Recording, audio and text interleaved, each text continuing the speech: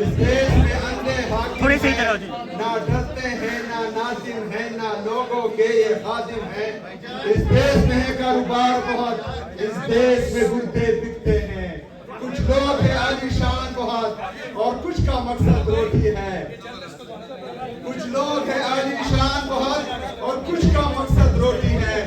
جو کہتے ہیں سب اچھا ہے، مغرب کا راج ہی سچا ہے. اے جان یہاں نہ نکلا کر، بے نام سے سپنے دکھلا کر. ذرا سے دوست ذرا اسلام آباد پارک کے تمام عہدیدار، نہیں بس ٹھیک ہے. یہاں کے غیرت مند جرأتمند بہادر اطلاع، اسٹیج پر بیٹھے تمام مشران، ہیلو موبائل، میڈیا کے دوست، ہیلو موبائل، تمام کو السلام علیکم ورحمۃ اللہ وبرکاتہ. موبائل، ہیلو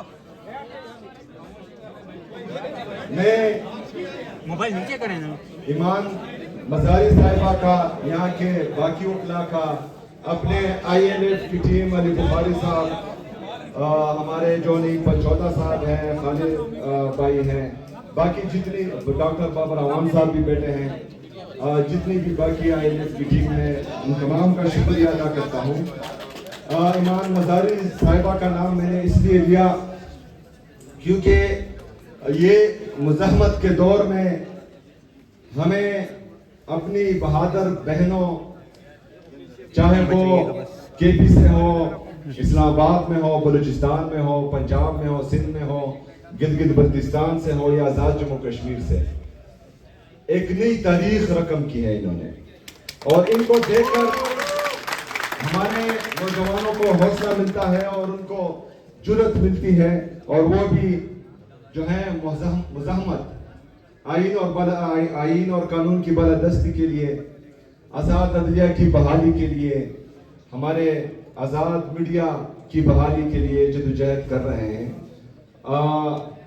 جمہوریت کے لیے یہاں پر ہمارے کچھ صحافی میرے سامنے ہیں، میرے رائٹ پہ مطیع اللہ جان صاحب، لیفٹ پر اسد طور صاحب، اور پرسوں جو ٹرائل ان ایبسینشیا میں ہمارے کچھ صحافی دوستوں کو کنوکٹ کیا گیا، جس میں ڈاکٹر معید پیرزادہ صاحب ہیں، سامر شاکر صاحب ہیں.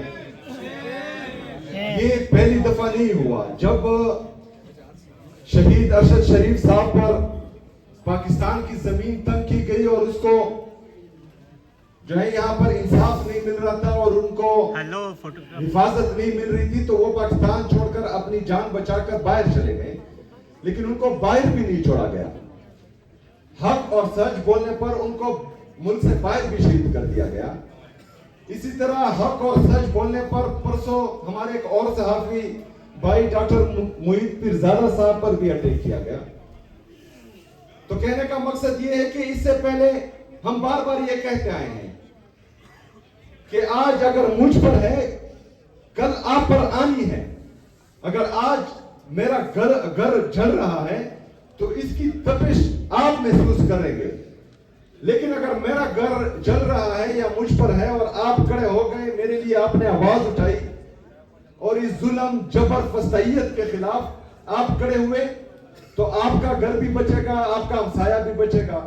تو اسی طرح اگر پاکستان تحریک انصاف پر آج ہے اور 3 سالوں سے مسلسل ہم پر جبر، فسطائیت ہو رہی ہے اور حق اور سچ کا ساتھ دینے والے صحافیوں پر جو ہے کوحرام برپا کیا گیا ہے اور آپ چپ ہیں، تو آج ہماری باری، کل آپ کی باری. اور یہ سلسلہ چلتا رہے گا، یہ رکے گا نہیں. شاید ہم ریزسٹ کر رہے ہیں اور انشاءاللہ تعالی اس کا مقابلہ خون کے آخری قطرے تک اور آخری سانس چلنے تک ہم کریں گے، لیکن اس سے پہلے ہم نے دیکھا ہے کہ کوئی ریزسٹ نہیں کر پائے گا. آپ اتنا پھر ٹک نہیں پائے گے جتنا پاکستان تحریک انصاف ٹک پائی ہے. اور جو صحافی آج ٹک پائے ہیں اور انہوں نے اپنی نوکریاں گوائی ہے اور اپنا ملک چھوڑا ہے، وہ گئے ہیں، تو شاید کل کو کوئی اور صحافی ایسا نہ کر پائے اور آپ کے لیے آواز اٹھانے والا بھی پھر کوئی نہیں ہوگا. تو ہم چاہتے ہیں جو عمران خان صاحب کی حقیقی آزادی کی تحریک ہے، جس میں صرف اور صرف جمہوریت کو مضبوط کرنا، آئین اور قانون کی بالادستی لانا، آزاد عدلیہ کی بحالی، کیونکہ چٹ کے ذریعے اگر فیصلے ہو رہے ہیں تو پھر ہم اور کیا گلے کر سکتے ہیں۔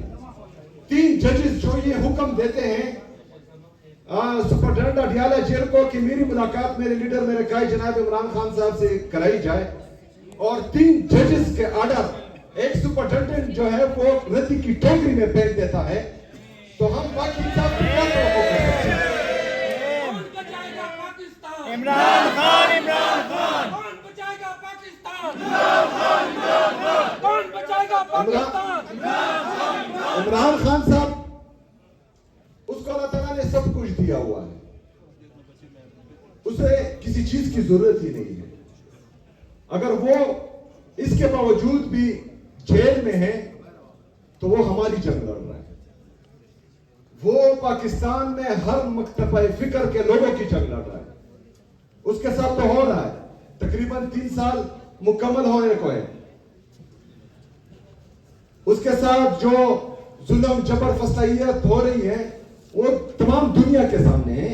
عدت جیسے گھٹیا کیسز جس کا اسلامی تاریخ میں کوئی مثال نہیں ملتی، اس پر کیے گئے۔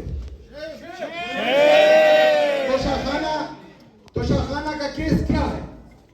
مطلب گاڑیاں لینے والے آج حکمران بیٹھے ہیں اور قانونی طریقے سے کوئی چیز لینے والا جیل میں بیٹھا ہوا ہے۔ یہ مذاق بنایا ہوا ہے، اور یہ صرف عمران خان صاحب کے ساتھ مذاق نہیں ہے، یہ وکلا آپ کے ساتھ، آپ کی عدلیہ کے ساتھ، ہمارے ججز کے ساتھ، ان سب کے ساتھ مذاق ہو رہا ہے، اور آپ پر جو ہے یہ ہنس رہے ہیں بند کمروں میں۔ آپ لوگوں کو مفلوج کیا ہوا ان لوگوں نے۔ اگر عمران خان صاحب جیل میں ہے آج تو ہماری جنگ لڑ رہا ہے، ہر مرتبہ فکر کے لوگوں کی جنگ لڑ رہا ہے، تو ایک بندہ اگر ہم سب کی جنگ لڑ رہا ہے تو ہمیں یونائٹ ہونا ہے، ہم نے اس کا ساتھ دینا ہے، ہم نے اس جبر ظلم فسائیت کا مقابلہ کرنا ہے، ضمیر کی آواز سننی ہے۔ اگر ضمیر مردہ ہے تو پھر تو ٹھیک ہے، بیٹھو آرام سے، لیکن کسی کا بھی اگر 1% بھی ضمیر زندہ ہے تو وہ اس 26ویں آئینی ترمیم کے خلاف بھی کھڑا ہوگا، 27ویں آئینی ترمیم کے خلاف بھی کھڑا ہوگا، جو انفیئر ٹرائلز ہو رہے ہیں، چاہے وہ صحافیوں کے ہیں چاہے پولیٹیشنز کے ہیں، اس کے خلاف بھی کھڑا ہوگا، اور یہ ڈیمانڈ کرے گا کہ جتنے بھی ہمارے پورے پاکستان میں سیاسی ورکرز ہیں جن کو ناحق قید کیا ہوا ہے، یہ ڈیمانڈ کریں گے کہ سب کو رہائی ملے۔ عمران خان صاحب ہے، وہ اپنی رہائی کی بات نہیں کرتے، وہ فیئر ٹرائل کی بات کرتے ہیں۔ ہمارے عدالتیں اتنی مفلوج ہیں کہ جب عمران خان صاحب کہتے تھے کہ مجھے سیکیورٹی رسک ہے، میں لاہور سے اسلام آباد نہیں آ سکتا، کیونکہ اس سے پہلے ان پر جو ہے 4 گولیاں لگی تھی، ان کو اٹیک ہو گیا تھا، لیکن یہاں کے ججز کہتے ہیں کہ نہیں تمہیں آنا ہوگا۔ آج عدالتیں خود اٹھ کر جو ہے اڈیالہ جیل جا رہی ہے۔ ایک سابقہ وزیر اعظم اور پاکستان کے سب سے مقبول ترین لیڈر کو لاہور سے اسلام آباد زخمی حالت میں بلایا جاتا ہے، لیکن ایک بندہ جو کنوکٹڈ ہے اور وہ باہر سے پاکستان آ رہا ہے، عدالت خود جا کر اس کو ایئرپورٹ پر ریسیو کرتی ہے۔ نامنظور، نامنظور، ایک ریاست 2 دستور، نامنظور، نامنظور، ایک ریاست 2 دستور، ہم کسی سے بھیک نہیں مانگتے، ہم کسی کو اپنی جھولی نہیں پھیلاتے۔